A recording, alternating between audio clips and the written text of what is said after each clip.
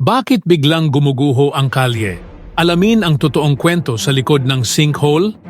Ang sinkhole ay isang malalim at biglaang pagguho ng lupa na bumubuo ng parang butas o hukay sa ibabaw ng lupa.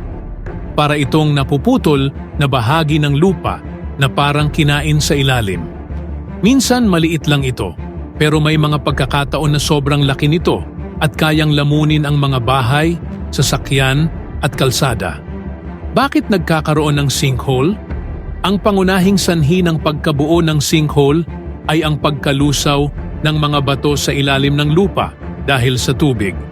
Karaniwang nangyayari ito sa mga lugar na mayroong carbonate rocks tulad ng limestone, chalk o dolomite. Kapag tumatagos ang tubig ulan sa lupa, nagiging bahagyang acidic ito.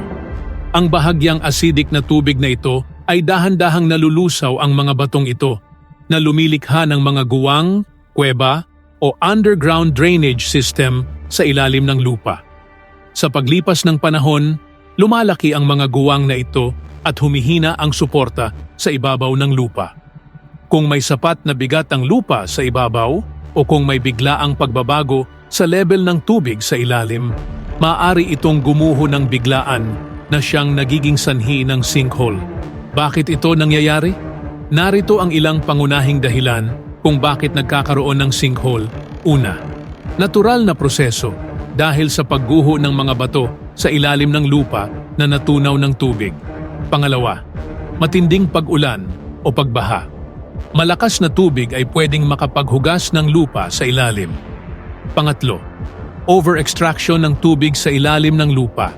Kapag masyadong maraming tubig ang kinukuha mula sa ilalim, halimbawa sa mga deep well, humihina ang suporta sa lupa. Pang-apat, leaking water pipes, shared sewer systems. Tumutulong ito sa pag-erode ng lupa sa ilalim. Pang-lima, pagtayo ng matitinding estruktura sa mahihina ang pundasyon. Pwedeng mapabilis ang pagbagsak ng lupa. At pang-anim, pagmimina o quarrying. Pinapalambot at binubutas ang ilalim ng lupa. Saan madalas magkaroon ng sinkhole at paano ito maiiwasan? Madalas mangyari ang sinkhole sa mga lugar na may karst topography, kung saan laganap ang mga batong limestone.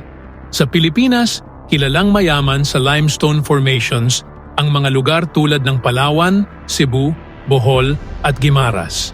Mayroon na ring mga naitalang sinkhole sa mga urban areas tulad ng Pasay at Batangas, na kadalasang sanhi ng problema sa mga underground pipe.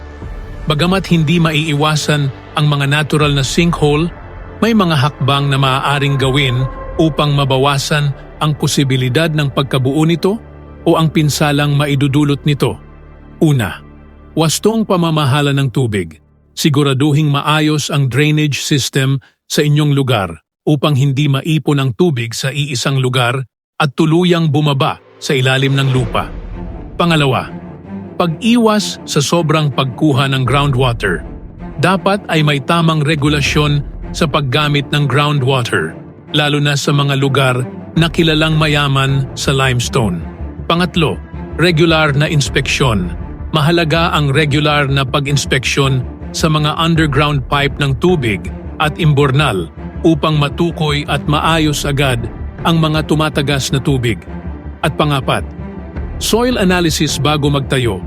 Bago magtayo ng malalaking istruktura, dapat mayroong masusing pag-aaral sa komposisyon ng lupa upang matukoy kung ligtas itong pagtayuan. Sa konklusyon, ang sinkhole ay isang butas sa lupa na biglaang lumalabas kapag gumuho ang ibabaw nito. Nagsisimula ito kapag nalusaw ng tubig ulan ang mga bato sa ilalim ng lupa na lumilikha ng mga guwang. Sa paglipas ng panahon, humihina ang lupa sa itaas hanggang sa gumuho ito. Madalas itong mangyari sa mga lugar na may limestone, lalo na sa mga lugar na madalas kunan ng tubig sa ilalim ng lupa. Upang maiwasan ito, mahalaga ang tamang drainage at pag-iwas sa sobrang paggamit ng groundwater. Ang sinkhole ay isang paalala na may mga natural na proseso na nagaganap sa ilalim ng ating mga paa.